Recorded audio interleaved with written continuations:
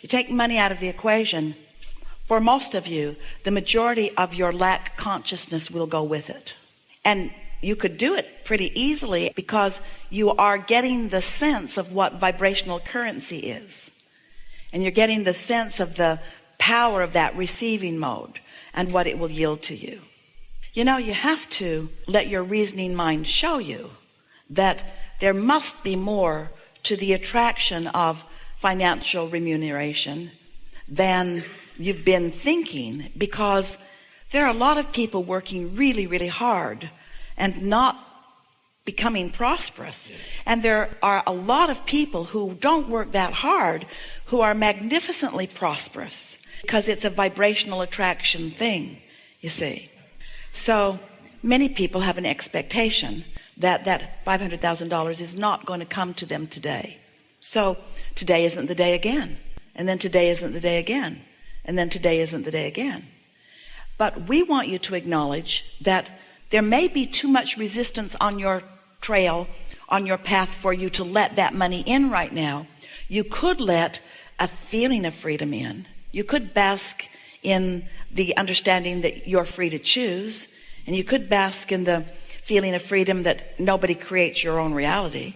And you could bask in the feeling of freedom that you and you alone establish your point of attraction, and that everything responds to that. So you could shift the way you feel, and you could have the feeling of prosperity. And if you do that often enough, you will have practiced a vibration that holds you steadily in that place where money has to flow to you in powerful fashion. Your inner being is just flowing. Here's how it works, because there's no assertion. We've not had this conversation before. You were source energy before you came into this physical body, and still are. A part of you became this physical personality, but the larger part of you is still this source energy. So there is a circle that is you, that includes the non-physical and the physical. So you are one, the non-physical and the physical.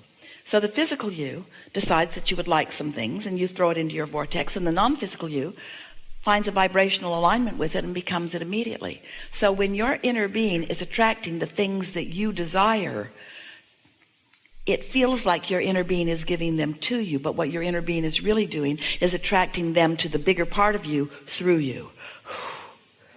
Did you get that? Your inner being is not asserting the well-being that you're asking to you. Your inner being is drawing what you're asking for to the larger part of you, which is your inner being. And so what you want is being drawn to you by your inner being, who's drawing it through you. So the way that plays out is everything that you want, your inner being is focused upon it and flowing ideas and information and possible paths. And when you accept that, then you never again will feel shortage consciousness of anything, because your inner being and all this resourceful stuff that you want to call, we call it non-physical, sometimes you want to call it God. In other words, the blessings are raining down all around you. And once you begin to understand this, then you put yourself in that place, you release some of the filters, and you let yourself be the receiver of more of it more often.